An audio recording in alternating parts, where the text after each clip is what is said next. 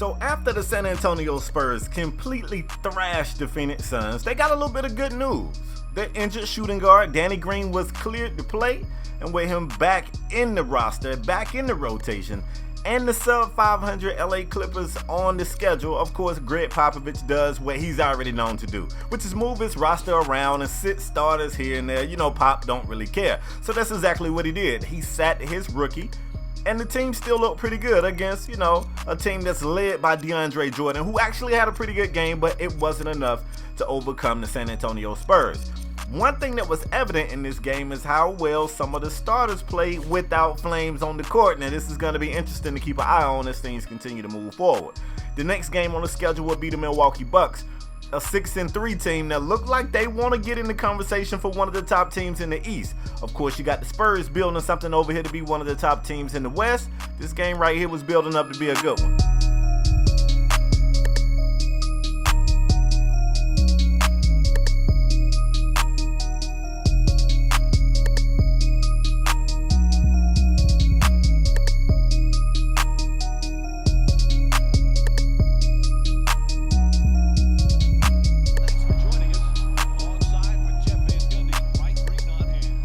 Yes, sir. What's going on, folks? It is K-Spade the Prospect, back today with a brand new NBA Live 18 The League video featuring the playmaking point guard Flames Harden and the San Antonio Spurs. Look, man, Flames should be well rested. He definitely caught that pine last game, and the Spurs went out there and got it done against a kind of bad Clippers team. You know what I'm saying? They kind of bad.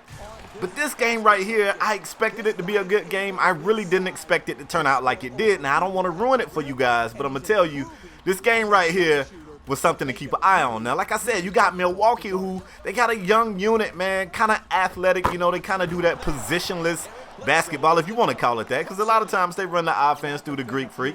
And then you got the Spurs, who trying to reclaim dominance over the Western Conference. This could be like a finals matchup, maybe not this year, but maybe the next year or so. Definitely two teams to keep an eye on in the video game world. Anyway, that being said, let's get into it, man. San Antonio come out the gate doing exactly what you expect them to do. Kind of feed LaMarcus Aldridge, who's been kind of eaten as of late. And we got to figure out how we can make Kawhi Leonard more aggressive when Flames is in the game. Now, you see in the Sims, if you take Flames off the court, then, you know, Kawhi goes crazy. But in the game, like Kawhi, he's kind of passive. He don't really look to score much. And we trying to dial Flames back a little bit. We're trying to keep him from trying to score so often. And we just got to make it work, man.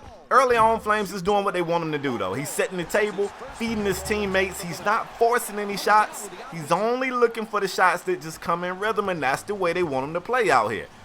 Early in the first quarter, man, 10-8. Both teams coming out here exchanging punches and just trying to fill out the other team, see exactly what this team wants to do, you know, what they good at, what they looking to attack, all that other good stuff. Late in the shot clock right here, Greek Freak, this is a matchup right here to keep an eye on. Antetokounmpo being guarded by one of the best two-way players in the league in Kawhi Leonard. They definitely want to make it where you want to make the other four guys on the court beat you. You want to try to slow down Giannis and let the other four guys beat you. I think that's the game plan going into it, and you see what I'm saying about LaMarcus Aldridge. You know, all you got to do is feed that guy early and often. He's getting it done. Now, it's a 14-8 game right here, and this is when things start to get, for me anyway, got a little wild. You see Greek Freak going for the post game. Great defense. He gets the shot to fall, falls down on the ground, trying to sell that foul right there. The refs, we in San Antonio, man. The refs like, Giannis, get your ass up. You didn't get fouled right there. You did not get fouled. Flames comes back, finds a cut in Kawhi on that backdoor cut, hit him for the wide open three, and Kawhi makes it rain from outside. Now we jump ahead. Late in the first quarter, Milwaukee has actually fought back, taking the lead. You see Flames on that left side of the court where he's so dangerous, you got to look for it, and he does pull the step back. I'm telling you, man, that's his signature move, and anytime you got him one-on-one, and then look who he being guarded by. Ain't no way that guy going to stop Flames. Flames hits him with the step back, and the boy stumbled out of the shot. He wasn't even in the shot toward the end of that thing. We jump ahead to the second quarter, man. 4 minutes to go before the half. It's still a very competitive game. 4-point game right here. Great defense by Kawhi, kind of helping out Flames. Flames got blown by out there on the perimeter. Kawhi is that second line of defense. Kind of plays like a safety. You got him lurking out there. He's going to help you out. Now, both of these teams are really good defensively. I mean, really good defensively. And this is in the point of the game. Like I said, early in the first quarter, I felt like both teams was just filling the other team out. But at this point right here, the defensive intensity of both of these teams is just going to ramp all the way up. And they're pretty much going to maintain this level of play for the remainder of the game. You're just going to see block shots and steals. And I mean, it's just going to be crazy. It's going to be crazy. You see the great defense I'm talking about. One block on one end, a steal on the other end, followed up by another steal. Kawhi kicking it out to Tony Parker, who looked at the three and thought about it for a minute before kicking it over to Flames, who makes it rain from deep. And so far, Flames Harden is shooting 100% from the field. It is important to mention he's only taking 4 shots, so that's what they want him to do. He's dialed it back, not being so aggressive, just looking for, you know, the right play. And I feel like if they can continue to get the young kid to play this way, like this is what they need to do to take it to the next level. Right here, that's a costly turnover, though. Trying to dump it inside to Kawhi, who had pretty good position, or at least it looked like it. Great rotation defense right there, though. Milwaukee, great defensive team, man, and they such a tall, lengthy team, long arms everywhere. They just make plays, and they make the opposing teams uncomfortable. The shot doesn't fall. San Antonio pushing the break. LaMarcus Aldridge goes right into the defender, looking for the foul. Don't get the whistle, but he's able to get the basket to go.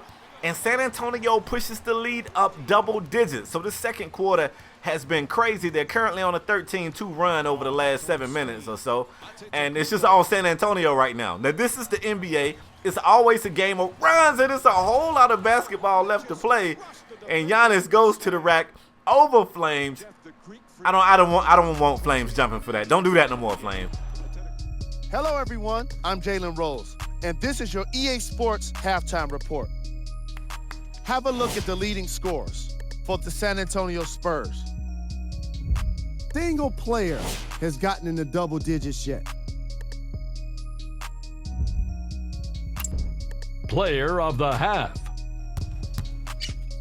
Spade did a great job of reading the defense and exploiting the opportunities where he can make the most damage. He's definitely feeling it. And here's the shot chart telling its own story.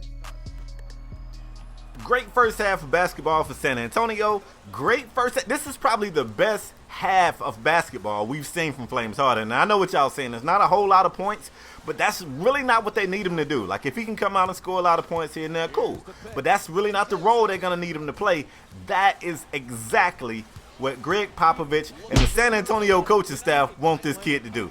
Great defense, not once, but twice rejected down there, and a shot clock violation from Milwaukee. I'm telling you, man, defense, defense, defense. This could easily be the best defensive team in the East versus the best defensive team in the West. Matter of fact, I think that's what it is. I'm going to go ahead and call it that. Flames one-on-one up top, passing it over to Danny Green, who's recently inserted back into the lineup. And Danny Green's not the sniper that he was there for a couple of years, but anytime he gets a pretty good look, you got to expect him to make it. I mean, I don't know. I just feel like Danny Green can make those shots. Great defense. You see the Spurs push the tempo, decide to slow it up a little bit. Flames sets up a play. That's the Spurs offense. You know, the Spurs like that slowed down half-court offense. And right here, Powell comes over, sets a big-time screen, and of course Flames throws it right back to Gasol, who throws it down in the paint. Beautiful play right there, set up by the pick and roll out on the perimeter. You can't see Greg Popovich in the shot, but I assume he smiled after that. I think he did anyway. But one great screen deserves another. Milwaukee comes back, sets the big pick on Flames, who doesn't fall to the ground, but definitely saw stars after that big pick from Jabari Parker. And Milwaukee answers with a score of their own. I like this. The third quarter is usually that period where the better team kind of creates separation. And I know that's unfair to say because it's 4 quarters of hooping and you see a lot. You know what I'm saying? Like, one quarter usually doesn't decide the game. It can, though. But this is when adjustments are made. Like, I kind of put the third quarter on the coaches. This is when you see some adjustments being made. Still great defense being played out there. You see the steal by Milwaukee. Great defense slows them up, though. So the Spurs, even though they turn the ball over there, they don't allow a fast break opportunity, and you get more great defense. Kawhi rejecting the Greek Freak's layup attempt. You got to get that out of here. Blocks it out of bounds. Then we jump ahead in the third. Just under 8 minutes to go. Up top, anytime I see that 1v1, I'm just rooting for Flames to go because I know he got that in his game. And, you know, I know that's not what they need him to do, but I root for it. Jabari Parker getting the hoop and the harm on the back end on Danny Green. That's not the kind of stuff you want, and Milwaukee has fought back into the game and taking the lead. Not just got back in the game, but taking the lead. So Milwaukee's currently on a 10-0 run, and you see the Spurs go back to that same play. Look, this time Flames pulled a three, couldn't get the shot to fall, but Pau Gasol is there to clean up the mess. But that's the same play that they ran earlier that set up an easy look for Gasol. Now, I'm not going to get upset with the rookie. It still resulted in 2 points, but if it ain't broke, don't fix it. That is the same play they ran earlier. Pau set a better pick on it earlier in the game, but it still set him up for a wide open look at the two. Milwaukee's slowing it down right here, looking for a great high percentage shot of their own. They got Greek Freak going to the basket, and again, he is denied by Kawhi Leonard. That's Kawhi's 4th block of the game. Kawhi's doing a great job on the Greek Freak, and still Milwaukee's right here. Off the inbound, they get a great look. I mean, I don't know if Flames went for the steal there, but they give up a great look from mid-range. They get it to fall. We got a 1-point game here in the third, and I'm telling you, man, defensively, both of these teams are just going to impress for the rest of the way. Flames going to the basket, trying to get fancy, goes for the 360 layup. That's one of those moves that you expect to see in the street setting, not so much here. And even though it got him by his defender, it's a 5-on-5 game, man. Somebody else was waiting right there, and they get the block. Now, Flames, very aggressive, helping on defense, gives up the wide open three, and the shot just doesn't fall. Does a great job of getting back right here. That's a big-time block from LaMarcus Aldridge. It results in a fast break opportunity. Flames goes to the basket. Can't get the hoop to fall, but he definitely gets a trip to the charity stripe as Jabari Parker is right there, looking like he want to play for the Green Bay Packers. Straight up playing football out there. Flames with the steal attempt, touches the ball, can't get it. Gives up the wide open look from three, and this time Eric Bledsoe makes it rain from outside. What do you say to that? Because it was a great defensive play. He actually read it right. He got there, got his hand on the ball, just couldn't get it. Great read over to Danny Green, who steps behind the three-point line and can't get the shot to fall. Once upon a time, those are shots that Danny Green would absolutely kill the defense from. And Flames again going for the steal, this time giving Chris Middleton a wide open look, who was inside the perimeter, so he gives up the open two. We jump ahead, and Milwaukee has had all the momentum here in the third quarter, and they are actually creating some separation between the two teams. Like, they're in danger of going up double-digit points here. The pick and slip right here for Flames. He drops back to the three, pulls it from the corner, cashes it, and brings his team a little bit closer. But we jump ahead, and Milwaukee has pulled back off. 10-point game right here. Milwaukee is currently on a 11-3 run. So the three that Flames made, it's the Spurs' last time scoring in the current run right now. They got to get something going on offense. And I like the play here. Flames to the basket. Easy layup. And it just rattles off. Like, those are plays that, like, that's a great play. They just don't get the buckets. And Flames, who shot 100% in the first half, has somewhat slowed here in the second half, and the team needs them. Still great playmaking right here, though. Calling for it, breaking the defense, getting it back to Rudy Gay, who is another guy that this team has to look for to provide a spark off the bench, especially when you sit Kawhi. Now, look, obviously Rudy Gay isn't Kawhi on the defensive end, but what he doesn't have on the defensive end, the guy still can fill it up. Now, he can score, and you got to look for him to be able to get you, points off the bench to provide that spark. Here we go. 40 seconds on the clock to end the third quarter. Rudy Gay kicking it over to Flames. Flames stepping back, 1v1. You see what side of the court he's on. You know it's coming. He goes. That's the step back. Pulls it. Bang! Beautiful play by Flames. Harden. He gets the two. They definitely need it. And with 30 seconds to go to close out this quarter, all you want is possibly another defensive stop and like 2 more points. Or maybe 3. A 3 would be great. Then you can go into the fourth quarter only down 2. The shot goes up, the shot misses, and is set up exactly like I said it should be. You got the Spurs setting themselves up for the last scoring opportunity here the third quarter. 11 seconds on the clock. I'm not really sure about what play they're running, but they got Pau Gasol kind of far away from the basket. They're going to swing it over to Rudy Gay, set up a beautiful play for Flames, who pulls from 3 and just couldn't get it to go. It was a great look, though. Great play, actually. Now, a questionable coaching decision here. Popovich sits Harden for the bulk of the fourth quarter, and he's put in with just under 3 minutes to go. It's not a whole lot of time, but that LaMarcus Aldridge basket cuts the deficit to 6 points.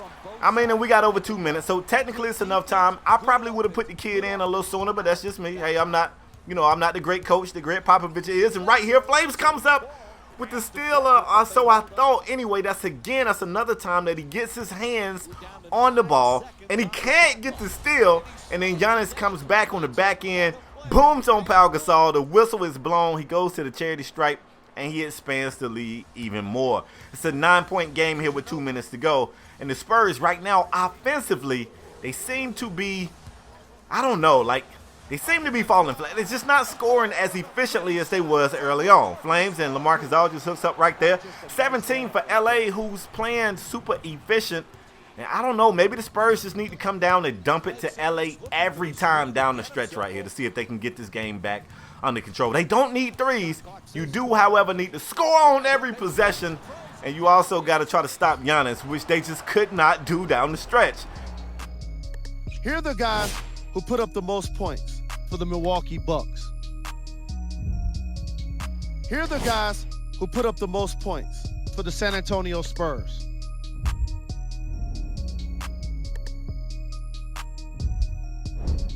Player of the game.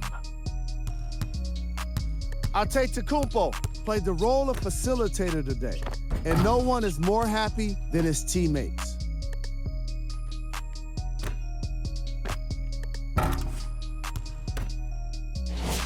Here's a look at the numbers.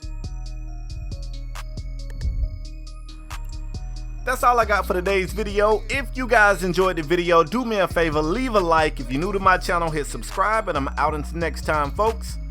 Peace.